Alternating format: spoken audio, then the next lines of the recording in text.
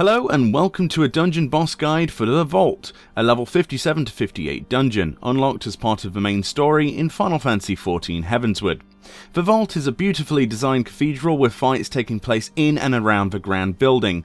The bosses are fairly enjoyable, and if you enjoyed the area, then you're gonna love this one. The trash is a mixture of suits of armour coming to life, giant horse statues, and other animatronics that would be welcome in any Dark Souls game. Many of the abilities are usual conal and avoidance circles, so let's skip on to the first boss, shall we? Boss numero uno is Sir LvL, Brightblade.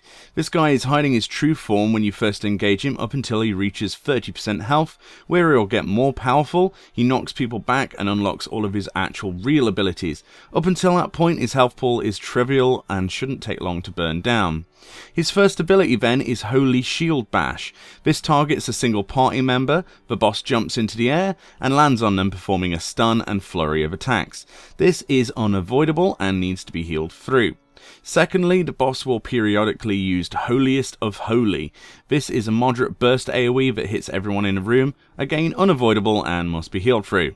His main ability then is a charge dash ability where the boss will charge around a room in zigzag lines, dealing damage to anyone he hits and leaving behind orbs of light. These orbs explode when players touch them, so you need to make sure that you are on the move, carefully avoiding popping too many of these, because when the charging is done, the boss slams down hard on one of the random party members, doing a decent amount of damage.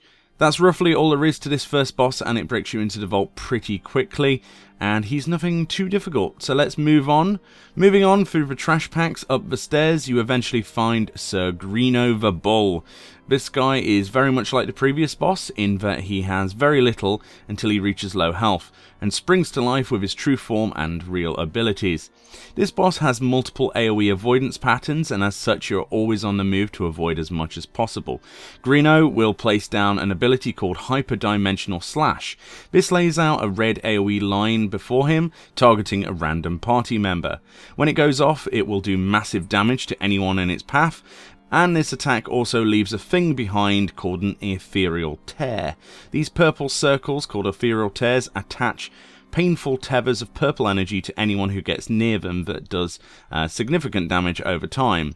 You'll get 2 of these hyperdimensional slashes in a row, and essentially 2 tears every time he does this ability. To prevent the room from being horrible, it's best if you try to be in roughly the same area of the room if you're ranged, as to not spread tears everywhere.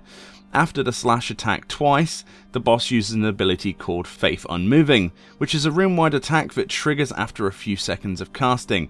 This will knock back players directly backwards from their position to the boss, so it's best to not be in a position with your back to a tear, otherwise you could be on low health from the knockback and damage, only to get the damage over time from the tether.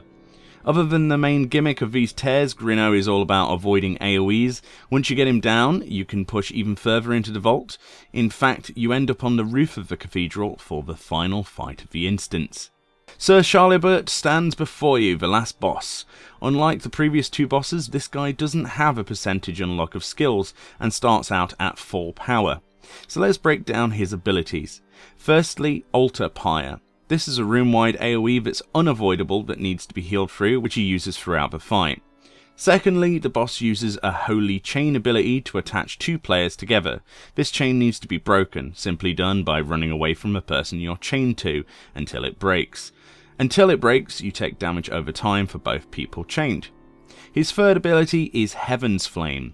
This places fire rings on the ground that needed to be avoided, as these do burst damage if you stand in them and burn over time. His fourth ability is to summon a row of knights. These knights are always in a row at one side of a room, and they'll march across to the other side. They do incredible amounts of damage if you're in their path. However, there is always a gap between the knights somewhere in the line that you'll be safe to stand in. Spatial awareness is very good to have on this fight, and forward planning to avoid AoE circles, yet make sure that you're in that gap to avoid the damage from the knights. If you do survive getting hit by a knight, you will have a horrible slow debuff placed on you, which obviously makes it very hard to avoid other AoEs, and could potentially kill you or wipe your party. At 50%, the boss will actually disappear for a second or two. When he comes back, he will have a Dawn Knight and a Dusk Knight with him. These are 2 adds. These adds should be completely ignored in terms of DPS, and you should focus on the boss. However, they will periodically place more AoEs down in a room for you to avoid. One of the ads will spawn Holy Flame ads. These are like little fire sprites. These need to be focused down as soon as they spawn. The boss will eventually cast a room-wide AoE based on how many flames are still alive.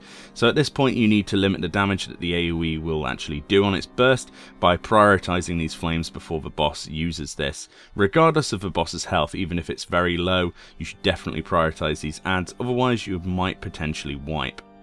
However, if you've managed to do all of this correctly, then you should have cleared the Vault, one of the more visually impressive dungeons so far in Heavensward in my opinion, and I'm looking forward to more. Hopefully you've found this guide useful, and until the next video, I'll see you next time.